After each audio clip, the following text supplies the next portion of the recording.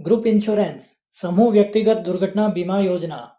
यह नाम हम सभी वर्ष में एक बार अप्रैल माह में अवश्य सुनते हैं, परंतु इस योजना के नाम के अतिरिक्त इस योजना के बारे में हम और कितनी जानकारी रखते हैं? कर्मचारियों के लिए यह योजना क्यों महत्वपूर्ण है? जब कर्मचारियों के लिए पहले से ही राज्य बीमा स्टेट इंश्योरेंस स्कीम संचालित है, तो एक और बीमा योजना की आवश्यकता क्यों? इस योजना में ऐसा क्या है जिसके कारण आहरण वितरण अधिकारी साहबान को अप्रैल माह के वेतन में ज्यादा सतर्कता रखनी चाहिए? आज के इस वीडियो में हम इन्हीं प्रश्नों के उत्तर खोजेंगे एवं महत्वपूर्ण जानकारियां साझा करेंगे, इसलिए इस वीडियो में अंत तक बने रहिए। इस वीडियो का उद्देश्य योजना के प्रावधानों के बारे में जानकारी प्रदान करना है, परंतु यह जानकारी संपूर्ण एवं अंतिम नहीं है। चलिए वीडियो शुरू करते हैं।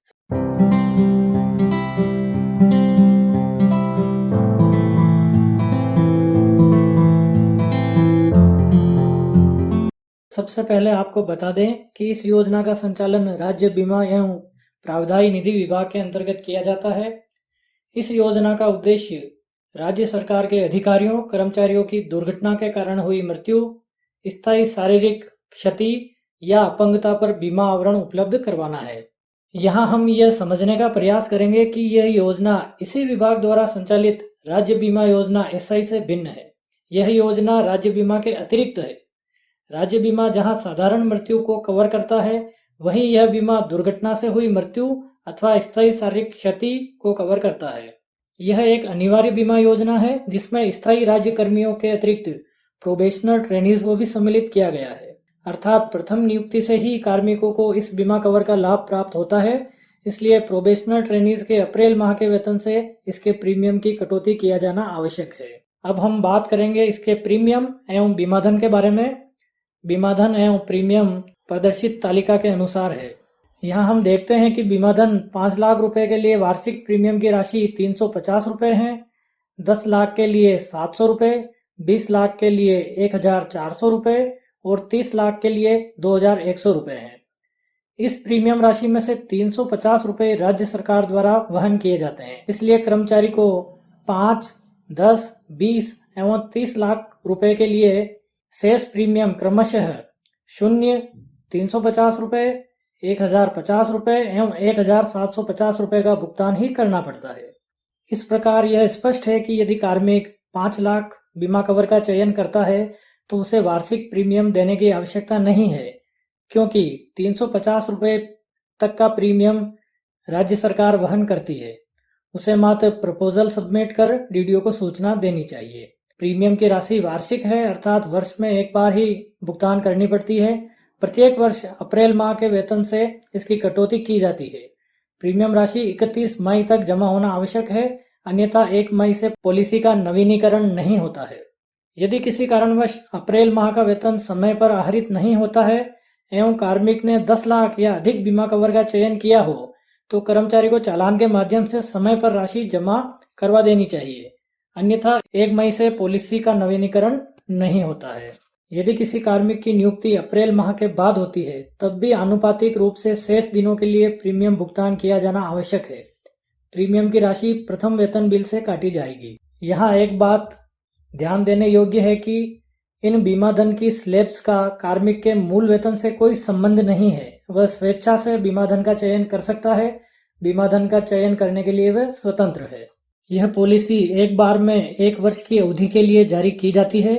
पॉलिसी प्रत्येक वर्ष 1 मई से प्रारंभ होकर आगामी 30 अप्रैल तक प्रभावी रहती है।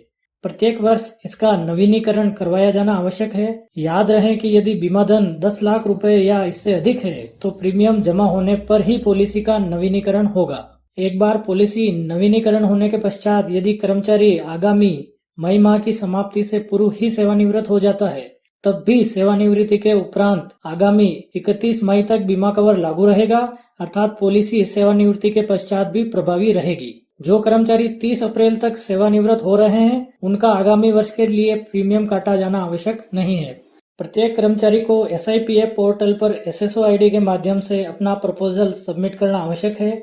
प्रपोजल में बीमा धन एवं प्रीमियम का चयन, नॉमिनी आदि का निर्धारण किया जाता है। परंतु यदि कर्मचारी ने एक बार प्रपोजल ऑनलाइन सबमिट कर दिया है एवं वह गत वर्ष भरे गए प्रपोजल में कोई परिवर्तन नहीं चाहता है, तो उसे प्रति वर्ष प्रपोजल सबमिट करना आवश्यक नहीं है, लेकिन उसे काटे जाने वाले प्रीमियम राशि के बारे में डीडीओ को अवश्य सूचित कर देना चाहिए, जिससे प्रीमियम वेतन से काटा जा सके।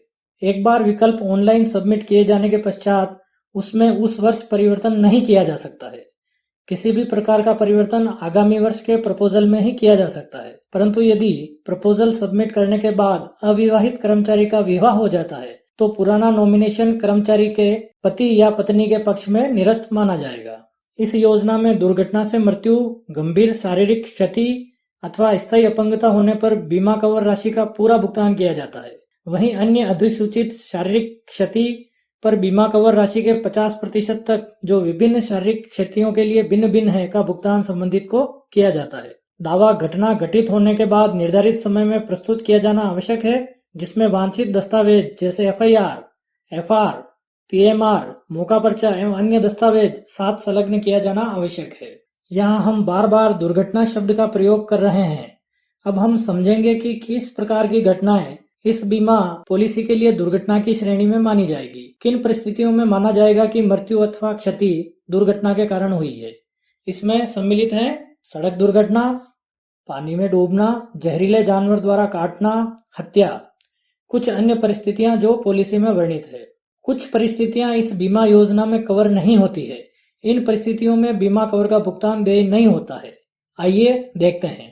सड़क दुर्घटना, जिसमें अनाधिकृत यात्रा माध्यमों का प्रयोग जैसे बस या ट्रेन की छत पर बैठकर यात्रा करना, जुगाड़ से यात्रा करना, ऐसे वाहनों में यात्रा करना जिसमें क्षमता से अधिक यात्री बैठे हैं, यदि क्षति स्वयं द्वारा पहुंचाई गई हो, आत्महत्या की गई हो या आत्महत्या का प्रयास किया गया हो, नशे की हालत अथवा पागलपन में क्षति पहुंचाई गई हो, किसी बीमारी से हुई मृत्यु को भी दुर्घटना की श्रेणी में नहीं माना जाता है। यदि आपराधिक उद्देश्य से किसी कानून का उल्लंघन किया गया हो एवं क्षति हुई हो, एवं सामान्य मृत्यु। अब हम आहरण वितरण अधिकारियों द्वारा विशेष रूप से ध्यान देने योग्य बिंदुओं पर बात करेंगे, परंतु उससे पहले सभी से निवेदन है कि चैनल को सब्सक्राइब कर लें एवं उसके पास के बेल आइकन को प्रेस कर ऑल को सेलेक्ट कर लें, जिससे कि इसी प्रकार की महत्वपूर्ण जानकारी वाली वीडियो के बारे में आपको नोटिफिकेशन मिलते रहें। चलिए अब बात करते हैं कि डीडीओ साहिबान को किन किन बातों का विशेष रूप से ध्यान रखना चाहिए।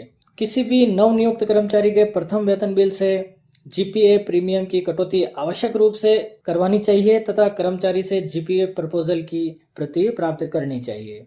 यदि किसी कारणवश अप्रैल माह का वेतन समय पर आहरित किया जाना संभव नहीं हो रहा हो तो चालान के माध्यम से सभी कर्मचारियों की राशि जमा करवाए जाने हेतु निर्देशित किया जाना चाहिए। अप्रैल माह के वेतन बिल में से विकल्प के अनुसार प्रीमियम की कटौती करवाया जाना सुनिश्चित करें। यह बहुत महत्वपूर्ण है कि अप्रैल माह में कोई कर्मचारी कटौती से वंचित नहीं रह जाए, क्योंकि यदि समय पर प्रीमियम जमा नहीं हो एवं कोई दुर्घटना घटित हो जाए तो उस परिस्थिति में बीमा कवर का लाभ प्राप्त नहीं होगा। अतः आहरण वितरण अधिकारी साहिबान को अप्रैल माह के वेतन में विशेष सतर्कता एवं सावधानी रखनी चाहिए, जिससे कोई असामान्य परिस्थितियां उत्पन्न नहीं हो। आशा है कि वीडियो में दी गई जानकारी आपके लिए ज्ञानवर्धक एवं उपयोगी रही होगी। साथ ही आपसे निवेदन है कि इस योजना के कर्मचारियों के बीच प्रचार प्रसार के लिए आप इस वीडियो को अधिक से अधिक शेयर करें। धन्यवाद।